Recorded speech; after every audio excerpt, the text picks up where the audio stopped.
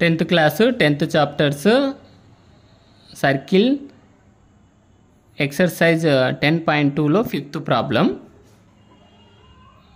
Prove that the perpendicular at the point of contact to the tangent to a circle passes through the center.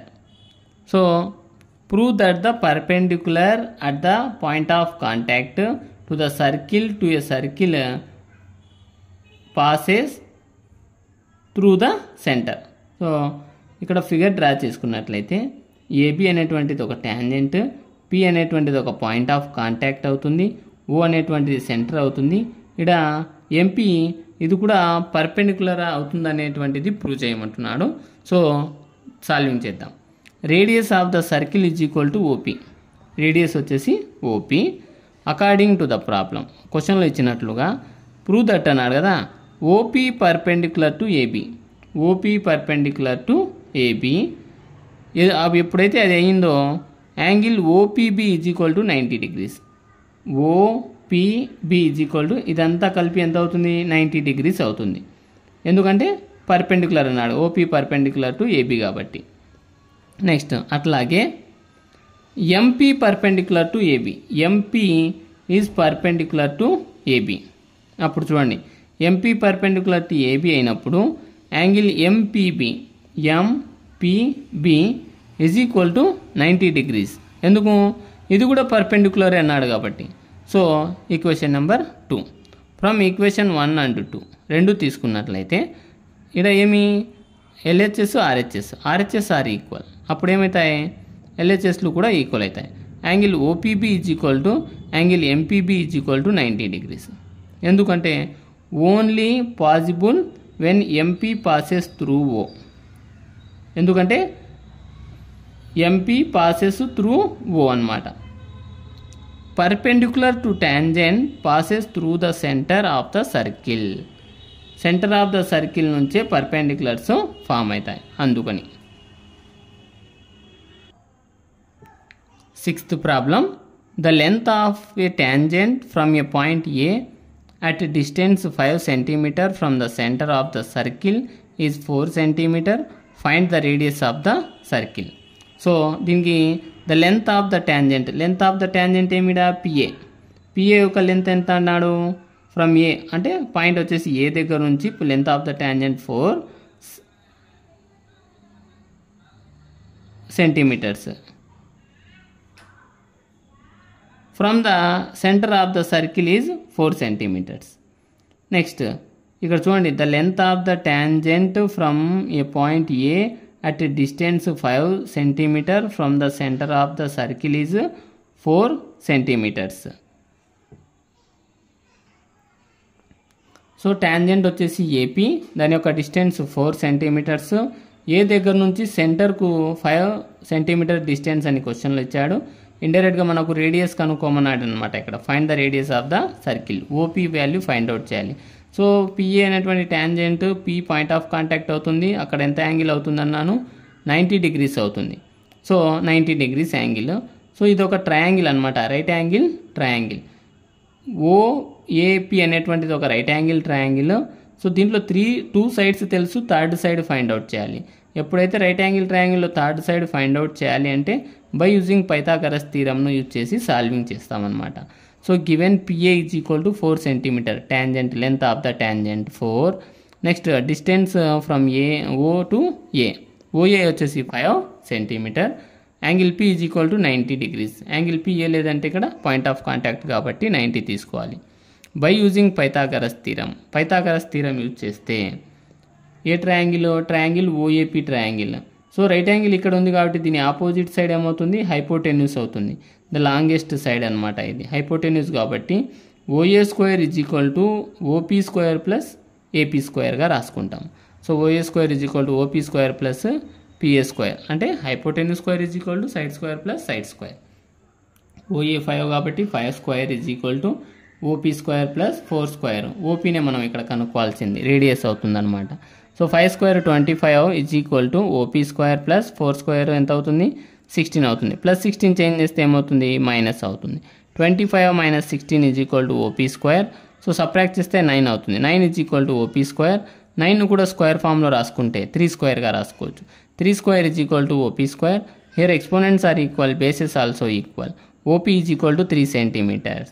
ఈ OP మనకు radius కదా, the required radius of the circle is equal to 3 centimetre.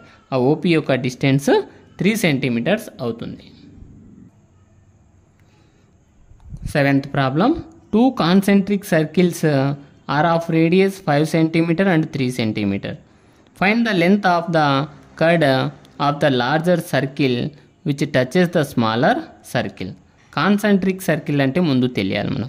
Concentric circles అంటే ఒక circle లోపల ఇంకో circle ఉంటాయన్నమాట. ఇలాంటి వాటిని కాన్సెంట్రిక్ సర్కిల్స్ అంటాం. With same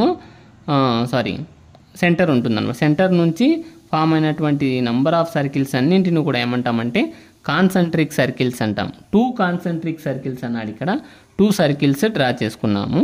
with radius 5 centimetre and 3 centimetre. Radius ఒక దానిలో వచ్చేసి ఓ దగ్గర నుంచి ఈ లాంగ్ సర్కిల్ యొక్క డిస్టెన్స్ 5 సెంటీమీటర్గా తీసుకున్నాం. అంటే ఈ ఓఏ అనుకోండి. ఓఏ వచ్చేసి రేడియస్ అవుతుంది కదా.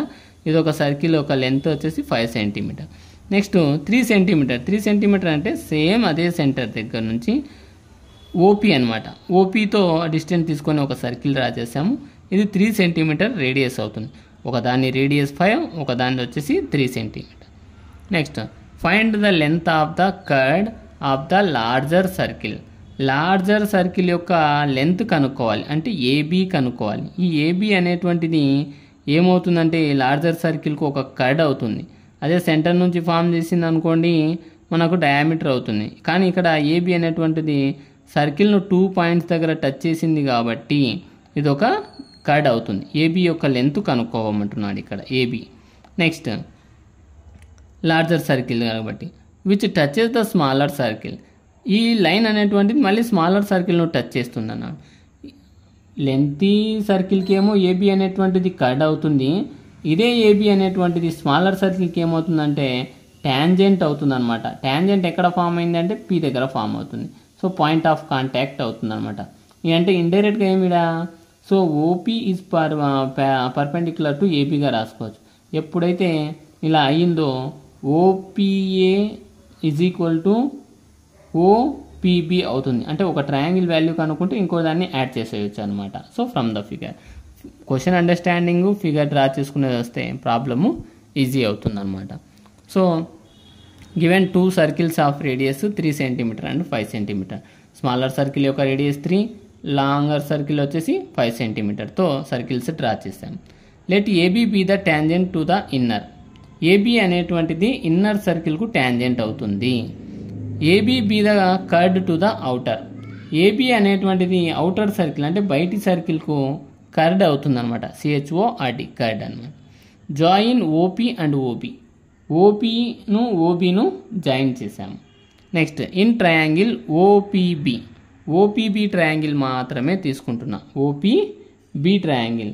ఈ ఓపీబీ ట్రయాంగిల్ తీసుకున్నట్లయితే ఓపీబీ ట్రయాంగిల్ ఇదొక రైట్ యాంగిల్ ట్రయాంగిల్. ఇదొక రైట్ యాంగిల్ ట్రయాంగిల్. ఎందుకు అంటే పీ దగ్గర రైట్ యాంగిల్ ఉంది కాబట్టి, పీ దగ్గర రైట్ యాంగిల్ ఫామ్ అయింది కాబట్టి అదొక రైట్ యాంగిల్ ట్రయాంగిల్ ఓపీబీ అనేటువంటి. ఈ రైట్ యాంగిల్ ట్రయాంగిల్లో ఓపీ తెలుసు, ఇక్కడ ఓబీ తెలుసు, తెలియాల్సింది పీబీ తెలియాలి. సో పీబీ తెలియాలి కాబట్టి by using Pythagoras theorem use చేయాలి. పీటీ అంటే పైథాగరస్ థీరం అని. సో హైపోటెన్యూస్ ఏమవుతుంది, రైట్ యాంగిల్కి ఆపోజిట్ సైడే హైపోటెన్యూస్ అంటే ఓబీ అనేటువంటిది హైపోటెన్యూస్ అవుతుంది. Hypotenuse square is equal to side square ఏమి OP square plus PB square, PB స్క్వేర్గా రాసుకున్నాం. సో వాల్యూస్ సబ్స్టిట్యూట్ చేస్తే ఓబీ 5 కదా, 5 square is equal to PB square అంటే కనుక్కోవాల్సింది PB plus 3 square. 5 square 25 is equal to PB square plus 3 square value 9 plus 9 change చేస్తే -9. 25 - 9 is equal to PB square. So subtract చేస్తే 16 అవుతుంది. 16 is equal to PB square. 16ను కూడా square ఫామ్లో రాసుకుంటే 4 స్క్వేర్గా రాసుకోవచ్చు. 4 square is equal to PB square. Here exponents are equal, bases also equal. PB is equal to 4 centimetre. ఎప్పుడైతే PB అనేటువంటిది 4 అయ్యిందో ఇండైరెక్ట్గా ఏపీ కూడా 4 అవుతుంది, ఎందుకంటే OP is perpendicular to AB కాబట్టి. సో ఈక్వల్ పార్ట్స్గా బైసెక్ట్ చేస్తుంది అనమాట పి అనేటువంటిది. సో ఏబీను ఏం రాసుకోవచ్చు మనం ఫిగర్ను బట్టి, ఏపీ ప్లస్ పీబీ రాసుకోవచ్చు. ఏబీ రావాలంటే ఏపీ ప్లస్ పీబీ చేస్తేనే ఏబీకి ఈక్వల్ అవుతాం. సో ఏపీ ఏమవుతుంది అన్నాను, 4 సెంటీమీటర్ అవుతుంది, పీబీ కూడా 4 అవుతుంది. 4 + 4 8 సెంటీమీటర్ అవుతుంది. మనకు కనుక్కోమంది the length of the chord touches the smaller circle is 8 centimetre. So 8 centimetre అనేటువంటిది మన రిక్వైర్డ్ సొల్యూషన్ అవుతుంది. 8th problem, a quadrilateral ABCD is drawn to circumscribe a circle, see in the figure, prove that AB + CD is equal to AD + BC. ఇక్కడ question quadrilateral అన్నాడు. Quadrilateral అంటే 4 sides 4 angles ఉండే ఫిగర్ను quadrilateral అంటాం. దాని name వచ్చేసి ABCD అనేటువంటి ఒక quadrilateral ఇచ్చాడు. Is drawn to సర్కమ్స్క్రైబ్. సర్కమ్స్క్రైబ్ అంటే ఈ ఇచ్చినటువంటి క్వాడ్రిలేటరల్ యొక్క సైడ్స్ను టచ్ చేస్తూ ఒక సర్కిల్ పాస్ అయిందనమాట. 4 సైడ్స్ను టచ్ చేసిందనమాట. ఇది ఒకటి circumscribe a circle. Prove that AB + CD is equal to AD + BC అవుతుందని ప్రూవ్ చేయమంటున్నాడు ఇక్కడ కండిషన్. ఇది ఇచ్చినటువంటి క్వశ్చన్ అనమాట. So we know that the length of the tangents to a circle drawn from an external point are equal. మనకి condition తెలుసు, theorem తెలుసు అనమాట. ఎట్లా, the length of the tangents to a circle drawn from an external point are equal.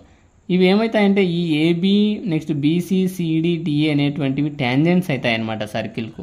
ఎక్కడైతే external point ఏమవుతుంది, ఇక్కడ ఏగా తీసుకుంటే ఏ నుంచి ఫామ్ అయినటువంటి ఈ 2 టాంజెంట్స్ ఏమవుతాయంట, ఈక్వల్ అవుతాయి అన్నమాట. అలాగే బి నుంచి ఫామ్ అయినటువంటి ఈ 2 టాంజెంట్స్ అంటే బీపీ బీక్యూ కూడా ఈక్వల్. అట్లాగే సి నుంచి ఫామ్ అయినటువంటి ఈ 2 tangents CQ distance CR distance equal. అట్లాగే డి నుంచి ఫామ్ అయినటువంటి ఈ 2 టాంజెంట్స్ అంటే DR distance DS distance equal అని కండిషన్. సో దీని నుంచి from the figure AP is equal to AS. ఈ ఏపీ డిస్టెన్స్ ఏఎస్ డిస్టెన్స్ రెండు equal. Next BP is equal to BQ, BP is equal to BQ. Next CR is equal to CQ, CR is equal to CQ. Next DS is equal to DR, DR is equal to DS, రెండు ఒకటి. ఇక్కడ adding all above equation, ఈ అన్ని ఈక్వేషన్లను add చేస్తే అంటే LHS LHS RHS ఆర్హెచ్ఎస్ను add చేసాం. AP plus BP plus CR plus DR is equal to AS plus BQ plus CQ plus DS. ఇక్కడ చూడండి ఏపీ ప్లస్ బీపీ అన్న పీపీ అన్న రెండు ఒకటి, AP BP plus CR plus DR. Next BQ plus CQ same letters ఉండేవి తీసుకోవాలన్నమాట. Plus AS and DS, దీంట్లో S అనేది కామన్ కాబట్టి ఏఎస్ ప్లస్ ఎస్డి రాసుకున్నాం. ఏపీ పీపీ చూడండి ఫిగర్ చూస్తే ఏపీ పీబీ ఏమవుతుంది, ఏబీ అవుతుందా? So AB plus CR plus DR, CR plus DR ఏమవుతుంది, సిడి అవుతుందా? So CD.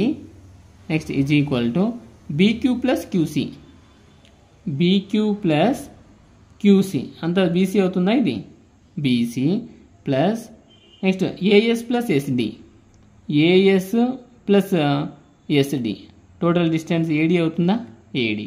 So hence the theorem is proved. 9th problem in figure 10.13 అనే figure xy and x dash y dash are 2 parallel tangents to a circle with center O and another tangent AB with point of contact C intersecting xy at A and x dash y dash at B. Prove that angle AOB is equal to 90 degrees. AOB అనేటువంటిది 90 degrees అని prove చేయమంటున్నాడు. ఇక్కడ xy and x dash y dash are the 2 parallel tangents. ఈ xy next x dash y dash అనేటువంటివి రెండు tangents, parallel tangents అనమాట. అంటే xy ప్యారలల్గా ఉంటుంది, x dash y dash ప్యారలల్గా ఉంటాయి. ఈ రెండు tangents point of contacts P and Q అనమాట ఇక్కడ.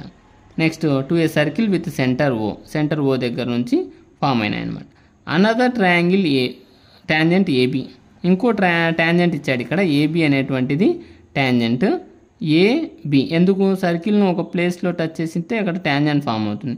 ఏబి అనేటువంటిది కూడా ఒక ట్యాంజెంట్ అవుతుంది with point of contact C. దీని యొక్క పాయింట్ ఆఫ్ కాంటాక్ట్ అనేటువంటిది సి. ఏబి అనేటువంటి ట్యాంజెంట్కు point of contact C intersecting XY at A. XYను ఇదేం చేస్తుందంటే ఇంటర్సెక్ట్ చేస్తుంది ఎక్కడ అంటే ఏ దగ్గర ఇంటర్సెక్ట్ చేస్తుంది. X', Y''ని ఎక్కడ చేస్తుందంటే బి దగ్గర చేస్తుంది. X', Y' అట్ బి అని ఈ క్వశ్చన్లో ఇచ్చాడు ఇక్కడ మనకు. So prove that angle AOB is equal to 90 degrees. ఓ దగ్గర 90 degrees అవుతుందని మనకు ప్రూవ్ చేయమంటున్నాడు కండిషన్. సో ఇది ఇచ్చినటువంటి క్వశ్చన్, వాటి యొక్క ఫిగర్ యొక్క అండర్స్టాండింగ్ అనమాట. సో మనం ప్రూవ్ చేసినట్లయితే given XY and X', Y' are parallel tangents already రాసాము. AB is another tangent. AB is another tangent which touches the circle at C. So చెప్పాము. ఇప్పుడు మనం ప్రూవ్ చేయాల్సింది angle AOB is equal to 90 degrees అని prove చేయాలి. Construct చేసాం join OC అనేటువంటి దాన్ని నేను జాయిన్ చేశాను. ఇక్కడ మనకు ఆల్రెడీ పాయింట్ ఆఫ్ కాంటాక్ట్ అన్నాడు కానీ జాయిన్ చేయలేదు, అందుకని నేను జాయిన్ చేశాను OCని. నెక్స్ట్ ప్రూఫ్ చేసినట్లయితే ఇన్ ట్రయాంగిల్ OPA అనేటువంటి ఒక ట్రయాంగిల్, ఇది ఒక ట్రయాంగిల్. ఇక్కడ ఓ దగ్గర యాంగిల్ కనుక్కోవాలి మనం. నెక్స్ట్ అండ్ ట్రయాంగిల్ OCA ఇది ఒక ట్రయాంగిల్. అంటే ఇది ఒక ట్రయాంగిల్ అనమాట. సో ఈ రెండు ట్రయాంగిల్స్ మనం చూసినట్లయితే OPA అండ్ OCAలో OP is equal to OC. ఎందుకు? సెంటర్ నుంచి సర్కిల్ను పాస్ అయినటువంటి ప్రతి లైన్ కూడా ఏమవుతుందంటే రేడియస్ అవుతుంది.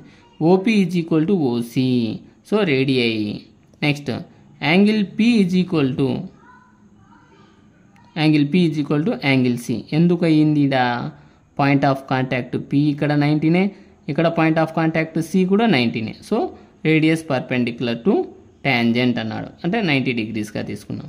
Next OA is a common side. దేనికి? ఈ ట్రయాంగిల్కు కామనే, ఈ ట్రయాంగిల్కు కామనే. So OPA is congruence to triangle OCA. రెండు ట్రయాంగిల్స్ కాన్గ్రుయెన్స్ ట్రయాంగిల్స్. అప్పుడు angle 1 is equal to angle 2. నేను ఫిగర్లో డ్రా చేసుకున్నా. ఈ first triangle angle 1, second triangle angle 2. ఈ రెండు యాంగిల్స్ కూడా సేమ్ అవుతాయి. ఎందుకు? పాయింట్ ఆఫ్ కాంటాక్ట్ ఇది పాయింట్ ఆఫ్ కాంటాక్టే, రెండు రేడియస్లే కదా. అప్పుడు angle 1 is equal to angle 2 అవుతుంది. Equation number 1. సిమిలర్లీ ఫస్ట్ ఈ రెండు ఎలాగైతే ప్రూవ్ చేసామో OQB ట్రయాంగిల్, OBC ట్రయాంగిల్, ఈ రెండు ట్రయాంగిల్ కూడా సేమ్ అనమాట. ఇక్కడ కంపేర్ చూడండి, సేమ్ కాన్గ్రుయెన్స్ ట్రయాంగిల్స్. ఇవి రెండు కూడా సేమ్ షేపు, సేమ్ సైజు ఉన్నాయి. ఇవి కూడా సేమ్ సైజు, సేమ్ షేప్ ఉన్నాయి, చిన్నగా ఉన్నాయి రెండు దానితో కంపేర్ చేస్తే. అందుకని దీన్ని 3, దీన్ని 4గా తీసుకున్నాను. దీని మాదిరిగానే సాల్వింగ్ చేస్తే angle 3 is equal to angle 4 అవుతుంది. So equation number 2. But POQ is a diameter of the circle. POQ అనేటువంటిది ఒక డయామీటర్ అవుతుంది. డయామీటర్ అయినప్పుడు ఇది ఒక స్ట్రైట్ లైన్ అవుతుంది. స్ట్రైట్ లైన్ యొక్క సమ్ ప్రాపర్టీ వాల్యూ ఎంత? సమ్ ఆఫ్ ఈ స్ట్రైట్ లైన్ వచ్చేసి 180 degrees అవుతుంది. అంటే ఈ 1, 2, 3, 4 యాడ్ చేస్తే టోటల్ కూడా 180 degrees అవుతుంది, అంతే కదా. Total 180 degrees. దాని నుంచి straight line angle property angle POQ is equal to 180 degrees. అంటే ఓ దగ్గర 180 degrees ఉంటుంది. ఆ ఓని ఎన్ని పార్ట్స్గా రాసుకున్నాం చూడండి. ఇదంతా ఒక సెమీ సర్కిల్. అంటే ఈ సెమీ సర్కిల్ ఖాళీగా ఉంది, ఇలాగా 180 అవుతుంది. ఈ సెమీ సర్కిల్ కూడా ఏమవుతుంది? 180 అవుతుంది. అంటే ఈ 4 యాంగిల్స్ను యాడ్ చేస్తే 180కి ఈక్వల్ కావాలి. సో అందుకని angle 1 plus angle 2 plus angle 3 plus angle 4 is equal to 180 degreesగా రాసుకున్నా. సో యాంగిల్ 1 నేను angle 1 is equal to angle 2 అన్నా కదా. ఆ 1 ప్లేస్లో 2 రాసుకోవచ్చు కదా. యాంగిల్ 2 ప్లస్ యాంగిల్ 2, దీన్ని ఏం చేయలేదన్నమాట. ప్లస్ యాంగిల్ 3 అలాగే ఉంది. యాంగిల్ 4ను యాంగిల్ 3 రాసుకోవచ్చా? సో angle 3 is equal to 180 degrees. దీంట్లో యాంగిల్ 2లు యాంగిల్ 3లు 2 ఉన్నాయి. 2ను కామన్ తీస్తే 2 into angle 2 plus 2 into angle 3 is equal to 180. ఇంటూలో ఉన్న 2 చేంజ్ చేస్తే బై అవుతుంది. 180/2 ఎంత అవుతుంది? 2 1 జా 290 జా. Angle 2 plus angle 3 is equal to 90 degrees. అంటే angle 2 plus angle 3 is equal to 90 అయినప్పుడు యాంగిల్ 1 ప్లస్ యాంగిల్ 4 కూడా ఏమవుతుంది? 90 degrees అవుతుంది. అంటే ఇదే మనకు యాంగిల్ ఏఓబి అవుతుంది. యాంగిల్ ఏఓబి ఈ రెండు 2+3 కదా మనకు ప్రూవ్ చేయమంది. యాంగిల్ ఏఓబి అంటే దీని లోపల 2, 3నే ఉన్నాయి. ఈ 2, 3 యొక్క సమ్ వాల్యూ ఎంత అంటే 90 degrees.